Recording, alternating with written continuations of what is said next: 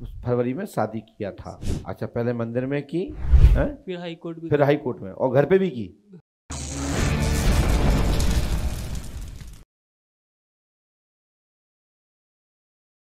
हाँ बेटा, कहाँ से आए हो? हैदराबाद से। हैदराबाद। हैदराबाद। हिंदी आती है? हिंदी अच्छे से पढ़ लेते हो? हाँ। क्या समस्या लेके आए? हनुमान जी महाराज को सुनाए अपने अमुक प्रश्न, जो भी विषय हो। फरवरी में साक्षी से शादी किया था।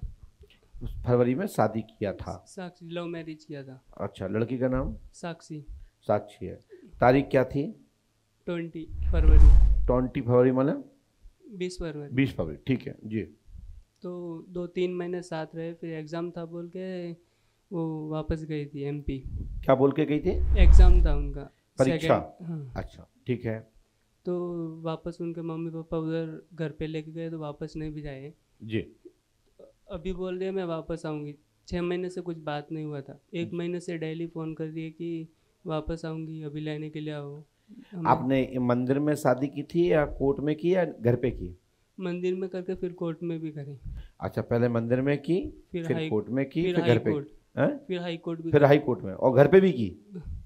तीन। शादी एक ही बार हुआ, कोर्ट मैरिज किया, फिर हाई कोर्ट भी करे थे। अच्छा, कोर्ट मैरिज हुआ, फिर हाई कोर्ट में भी गए। हाई कोर्ट में क्यों गए? वकील बोले कि उधर जाओ तो प्रोटेक्शन रहेगा, अच्छा रहेगा। अच्छा, व्यवस्था है सब। मतलब सिक्योरिटी मिली थी, गनमैन मिले थे? बोल तो पुलिस वाला है तो कुछ नहीं कर सकते, बोल दिया पुलिस वालों हम दोनों साथ में रहना बोल के। लड़की क्या बोली? हम दोनों साथ में रहना है। लेकिन वो पढ़ने गई तो उधर बदल गई। पढ़ भी गई बगल में? पढ़ने के लिए गई एमपी ना, तो हाँ। उधर जाके फिर चेंज हो गई वो। उस साइड को कैमरे तरफ मुँह करो। कहाँ भी आए हो आप? कहाँ हुई शादी? अपना पर्चा बताइए पूरा।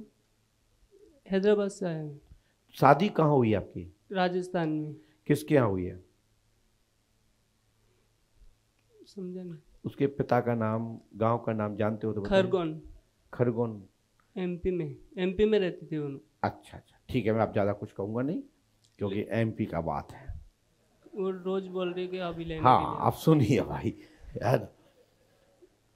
चलिए, हमने लिखा, पढ़े। साक्षी नामक लड़की से आपने शादी की थी दिनांक 20/2/2023 को। आना हाल में संदेह है, घर बैठी है, परंतु 1% आने की संभावना बनती है। अब एक बात को, भाषा को ध्यान रखना। परिचय ने क्या किया? मूवमेंट खाया। मूवमेंट क्या खाया? साक्षी नाम की लड़की से आपने शादी की थी। वह दिनांक क्या था? 20/2/2023। कहां लिखा इसमें? राइट। आना हाल में संदेह है, उसका आना हाल में संदेह है, ये उत्तर हुआ। घर बैठी है यानी वो मायके में है, भाषा बोलेंगे आपके हिसाब से, शादी के साथ कहेंगे तो अपने पियर में बैठी है। राइट। अब पर्चा मूवमेंट क्या आया कि 2024-2025 तक यह कामना पूरी हो सकती है, वापस आ सकती है।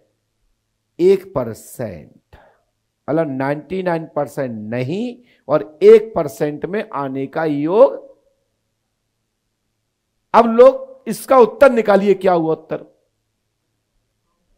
99% तुम्हारे हाथ में ये चीज नहीं है, और हम भी नहीं कर सकते।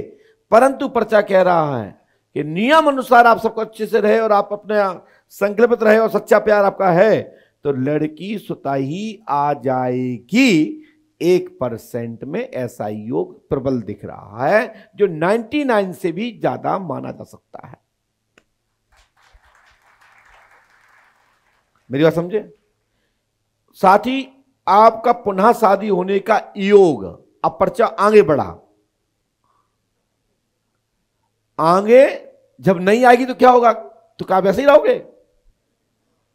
तो आपका पुनः शादी का योग हो सकता है कि साक्षी नाम की ही लड़की किसी दूसरी लड़की से शादी हो, उसका भी नाम साक्षी कुंडली का होगा। अब यह ध्यान रखना है, यह पर्ची ने फिर मूवमेंट खाया कि वो साक्षी आ सकती है, हो सकता है फिर आप विश्वास का विवाह करें समाज रूप में। एक दूसरा कोई दूसरी साक्षी आ सकती है, हो सकता है उसका कुंडली का नाम यह हो और चालू नाम अन्य हो, तो पहले पूछना कि कुंडली में किस अक्षर पर नाम निकला है राशि के आधार पर, तो उसमें सा शब्द आ जाएगा।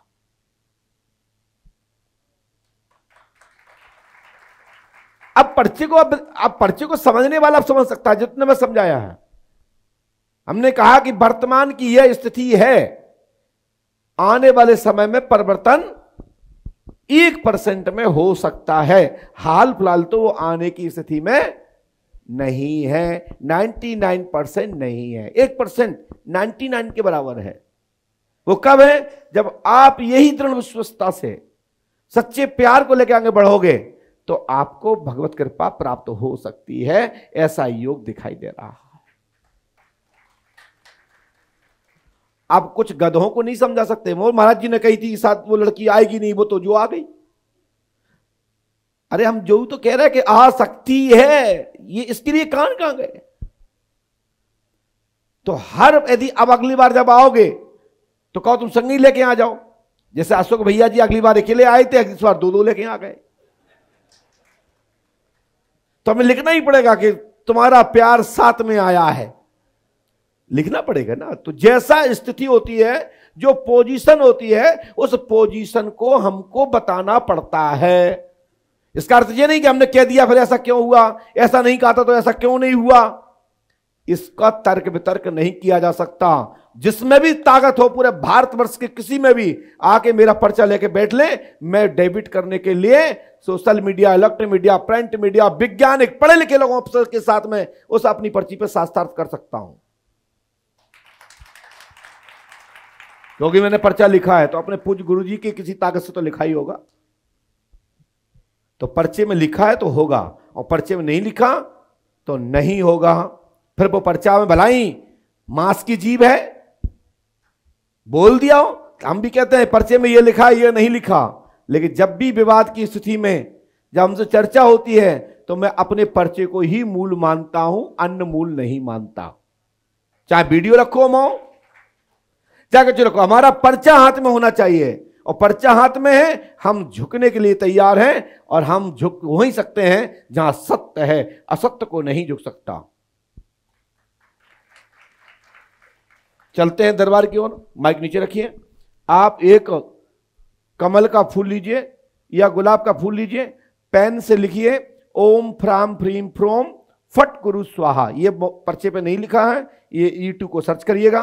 और 4-5 कलियों पर कमल के फूल, गुलाब के फूल की पंखड़ी पर लिखना है, और वह पुष्पावती नदी में डाल देने हैं, गंगा में। हनुमान जी कृपा से वो तैरते हुए आ जाएगी।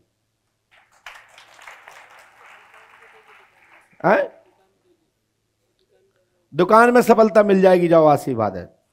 क्या दुकान के नाने और पूछे तो हमने लिखवाया पर्चा पढ़ लियो।